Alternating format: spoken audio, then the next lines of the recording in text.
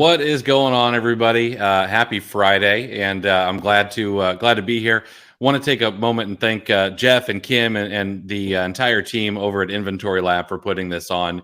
InventoryLab is one of those softwares that is probably next to Keepa, one of those really important softwares if you're doing online arbitrage or retail arbitrage. And so I just want to thank you guys for putting this together. So I would imagine that you guys have probably heard a lot of very tactical presentations today. And so I thought that it might be a good idea to kind of pull back a little bit.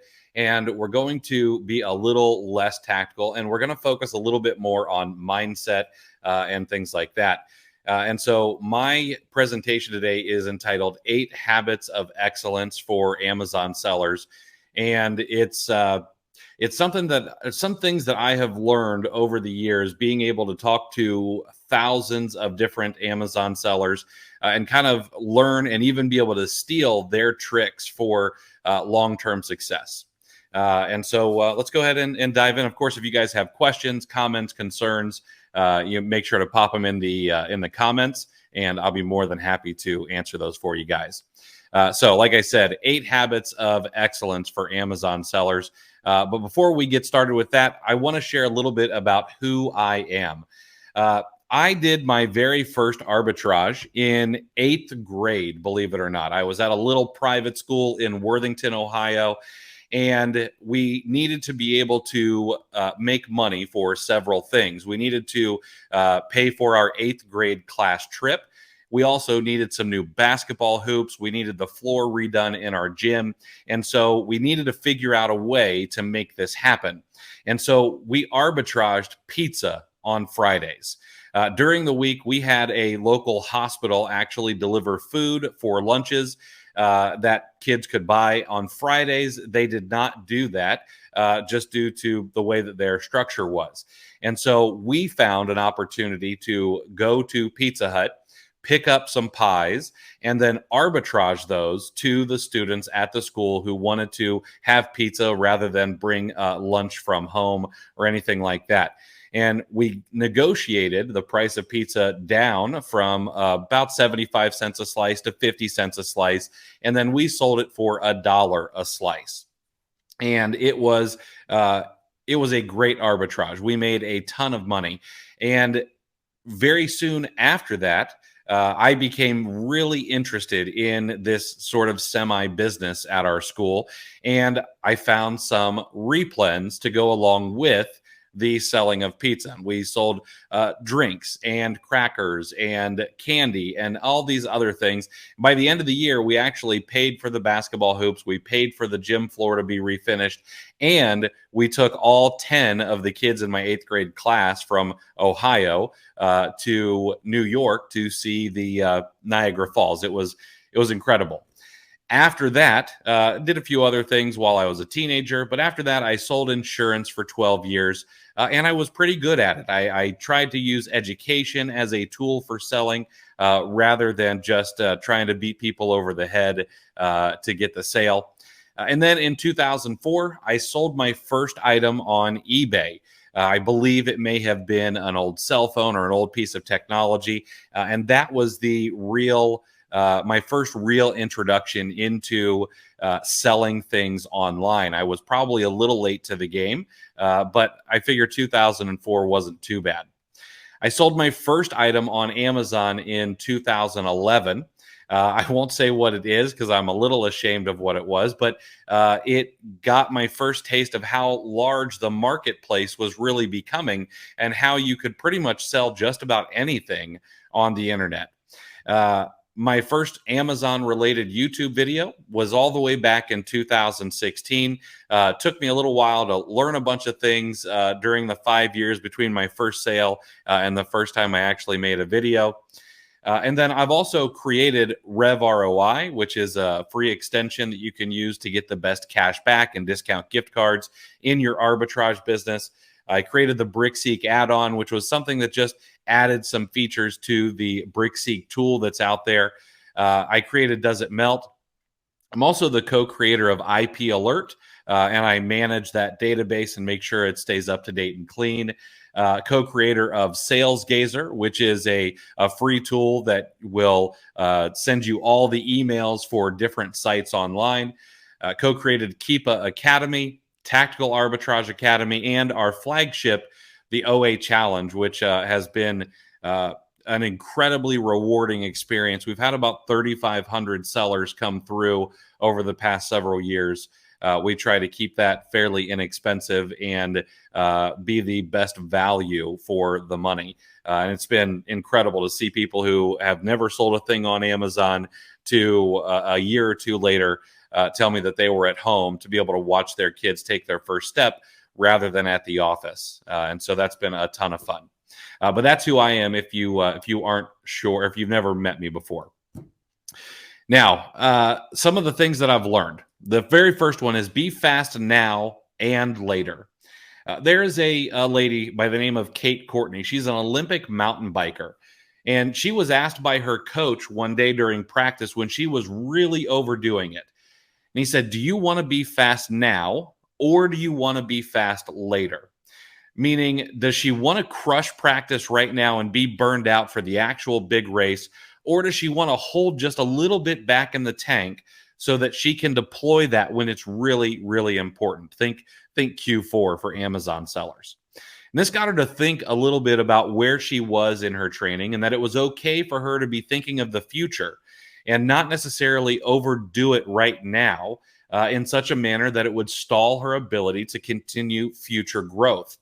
It helped her to realize that she should trust the process of holding some back in the tank and trust that her training would help her excel in the future, and even to respect the rest that she would need to allow herself and her body so that she could continue to compete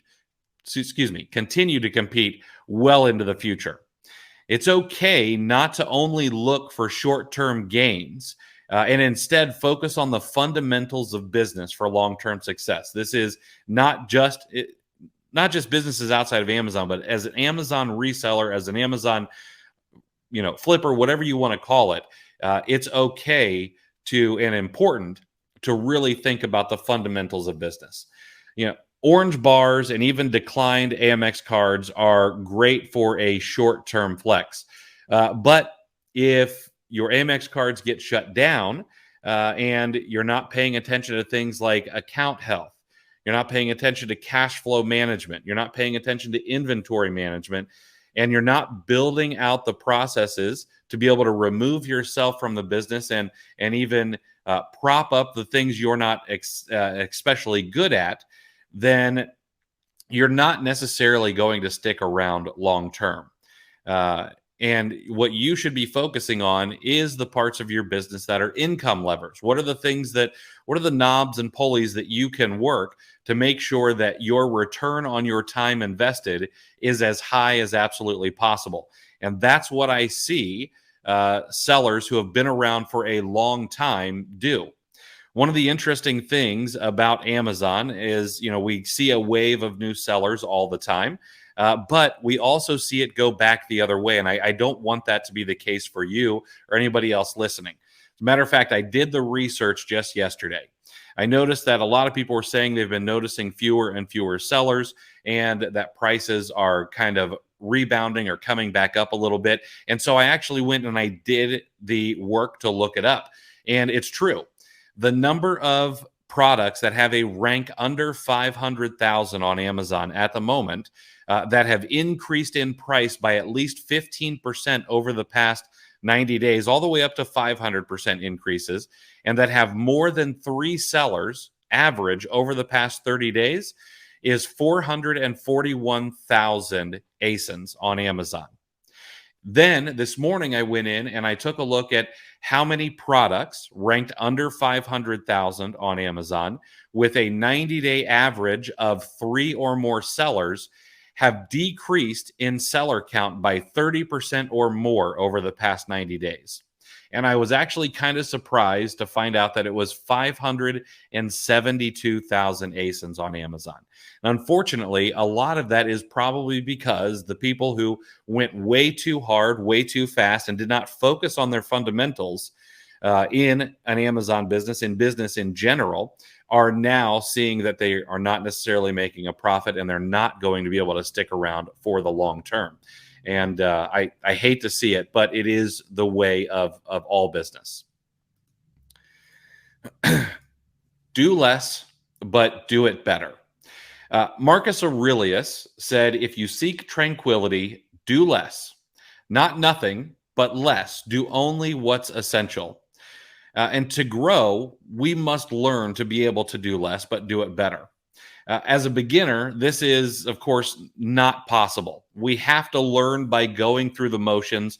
We have to embrace the suck, if you don't mind a phrase that I use quite often. And we have to learn from both our wins and our failures. We have to be the chief cook and bottle washer, if I could borrow a phrase from my grandfather. However, one of the really cool things these days is that so many people are willing to open up their playbook and share exactly what they are doing and what they have done in the past to be successful on Amazon. And this is why it's incredibly important to network, to get out there and speak to others on social media, on Facebook, on Instagram, on Twitter, wherever you like to hang out, because you'll learn a ton. Now, as we get to the intermediate stage, we learn that our time becomes more and more limited and it becomes harder and harder to keep up. This is the time when it's important to begin our transition to being a business owner, to delegate tasks to others, to figure out what Dan Martell calls your EHR, or effective hourly rate, to learn how to properly find and educate talent, to identify the 20% of tasks that actually move the needle in your business the most, and be most effective at those tasks, and be able to hire out the long tail tasks that eat up the other 80% of your time. Matter of fact, if you want a great book recommendation while we're in the middle of this, go read the 80-20 principle. It's a fantastic book, and it really does. You'll see it in all parts of your business and even your life if you really take it to heart. Now, as we move past the intermediate stage and we get to the business owner stage, we should move to a much more managerial role where our job is to recruit top talent, manage that talent, and help that talent become more effective. Perhaps mentoring others, giving back to the community, and finally, being the person responsible for the big decisions that will create the most impact to our bottom lines and the directions of our business long term. The next thing we want to think about is consistency being greater than intensity. If we commit to a longer time horizon than your peers, it really is a huge hack. Like I said, I've been on Amazon since 2011, and I've seen a lot of people come and go in that time. But when you commit to a longer time horizon, it allows you the time necessary to build a strong and successful business without taking the shortcuts that many are willing to try to grow as quickly as they possibly can. And I'll use myself as an example here. I've been around this game long enough to see PharmaPacks turn from a mom and pop pharmacy in the Bronx to a mammoth seller on Amazon with aspirations to be $1 billion seller, to now a business that must liquidate everything because they optimized for growth and most likely some sort of revenue event, not the one that they're going through now, mind you, but like a public offering or a merger acquisition. If you allow the lever of time to magnify your results, if you focus on the consistent efforts of controlled growth rather than your Herculean efforts of massive growth that looks great on social media, but often ends in burnout and failure and even a business that crashes down like a house of cards. One of the things I've learned is that nearly every overnight success has years of grinding that you didn't see or you weren't paying attention to. So make sure not to compare your chapter 3 to someone else's chapter 10. If you're chasing someone else's success on social media, know that you're really only seeing the highlight reel. It's good to use it as motivation, maybe even as a visualization of what's to come, but don't chase what's still out of your reach at the moment. Stress plus rest equals growth. Leo Tolstoy said it, and I'm paraphrasing a little bit here, but pleasure is as important as work. It's the reward of work. Work cannot last endlessly, and the necessary rest should usually conclude with some period of pleasure. We can look to Benjamin Franklin, arguably one of the most industrious and certainly one of the more wealthy of the founding fathers. He was a publisher, he was a land speculator, he was a landlord, he was a statesman, he was an entrepreneur, and he was an inventor, just to name a few things. However, if you look at his example of a daily schedule, you'll notice that he was able to get 7 hours of sleep every single night. He made sure there was a time for meditation, or what he called praise to the greater good. He made sure there was plenty of time for work. He made sure there was time to study. He made sure there was daily time for diversions like reading, conversation, or thinking. To say that we cannot also follow his example to nurture a growing business as well as take care of ourselves, take care of our families, and make time for rest is really just us being intellectually dishonest. Now, saying all of this and not also talking about the importance of stress would be irresponsible of me. A muscle that is not stressed, a muscle that does not have the appropriate amount of time under tension, begins to atrophy. And our businesses are the same way. If we are complacent, if we allow too much rest and not enough time under the tension of work, we will also atrophy and not see the growth that we want. And it's important to balance these appropriately. And then I do talk a little bit about how hustle culture is toxic, and we don't need to work 24/7. It's very, very popular to see that, but don't allow that toxicity of hustle culture to burn you out. Next, we need to build deep connections. I'm probably going to be preaching to the choir a little bit on this one. It really is important to build connections with each other. And I'm sure that's why many of you might be here today, because these kinds of summits, conferences, and ways to get together are an excellent opportunity to build deep connections with others in the same industry as you. I can tell you without a doubt that even though it's a cliche, your network is your net worth. There are several 7 figures of revenue over the past several years in my own business that would not have been possible without my network. My friend and business partner, Nate McAllister, and I have been able to multiply our strengths because we have leaned on each other for different aspects of our businesses. And without going outside of my comfort zone and networking, we never would have even met, even though we just lived a few streets from each other in Ohio. You see, we're all reflective of one another, and motivation is contagious. If you surround yourself with the right people, that motivation will rub off on you. So will good habits. So will knowledge.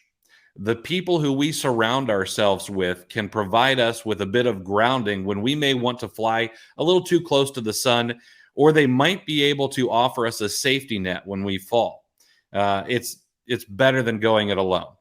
Now, the question is, how do we build these connections? Well, number one, we need to be of value and of service. And I know that that's a little cliche, but it's a lot easier to do than you might think.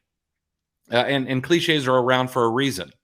It doesn't require massive efforts to be of value to others. It can be as simple as answering questions, offering some advice, lending an ear when someone needs to vent, sharing a tool or a resource that might be helpful to another person. Just make sure that you aren't doing it with the intention of getting something back immediately. You will eventually be paid back, and often you'll be paid back an order of magnitude more than you paid forward. We also need to lead with empathy. We don't know where others are in their entrepreneurial journey, in their Amazon journey, or what may be happening in their lives. It's not usually too difficult to offer a kind word, a word of encouragement, or even deliver news someone may not want to hear in a way that softens the blow a little bit. You never know where the person who needs a hand may be in the future and how they may be able to help you when you need it most. And it's very likely that they will remember you when they may be in a position to help.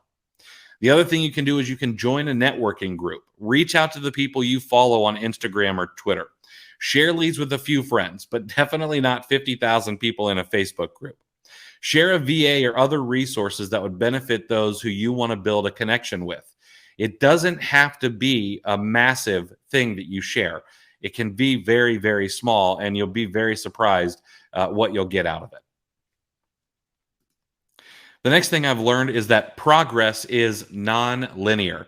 And for those of you who might be James Clear fans, you're probably familiar with the plateau of latent potential. And of course, any talk that I give, James Clear comes up. There's a little bit of a one-sided bromance there. When people get into any business, especially an Amazon business, they often think that the progress will always be up and to the right and that it will happen fairly quickly. What they often don't think about is the valley of disappointment, or what some may call the valley of vision or the canyon of resolve, because it will require that we have the vision and the resolve to work through the valley until our breakthrough event happens when the wind seems to change in our favor. To the Amazon seller, this time in the valley of disappointment may look like more bad buys than good buys. Maybe it's inbound shipping mistakes. Maybe it's IP complaints. Perhaps it's authenticity issues, etc., and so on. Oftentimes, this pain can be front-loaded during the learning phase of a business, but it can be demoralizing and even make people quit. It's much better if we look for that line to go up and to the right over a lifetime instead of weeks or even months. We must work on aligning our expectations with the reality of how growth actually occurs in all aspects of our lives and businesses. During our time in the valley of disappointment, we must remember what James Clear says: the work is never wasted, it's stored. That is, as long as consistent effort is applied. Show up even when you don't want to. It is really easy to show up when you're firing on all cylinders. Things are going your way, motivation's at an all-time high, you feel like you're in the zone. But the true winners show up when things are not going well, when the odds are not in your favor, and even when you feel like your back is against the wall. Those are the times we want to slink back under the covers, not face the problems and people we need to deal with. And we can do that if we want, because we are our own bosses when it comes to our business. No one will tell us we're fired or that we have to make some mandatory meeting. Although if you do slink back under the covers, your sales will probably tell the story. But that's not what the highest performers do. And if we aspire to be or identify as high performers, we must show up anyway. We've got to put on our big girl pants, and we must work to put together a decent day, to stay consistent, to get one small win, because that will compound on itself over and over. Codify your values. Tony Hsieh was the founder of Zappos, and even with his faults, he was an excellent example of someone who codified their values and even extended those values to his companies.